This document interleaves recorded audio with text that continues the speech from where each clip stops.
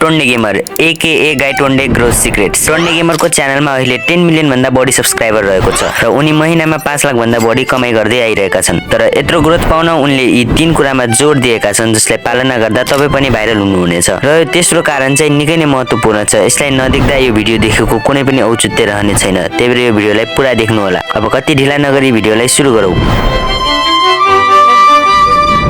tondegamerलाई पहिले थाहा थियो यदि नेपालीमा भिडियो बनाइयो भने ग्रोथ पाउन मुस्किल हुनेछ भनेर। सो उनले हिन्दी भोइस युज गर्न थाले। That really works for him. जसले गर्दा उनले आफ्नो गेमिङ देखाउन एउटा ठूलो एरिया पाए र ग्रोथ हासिल गरे।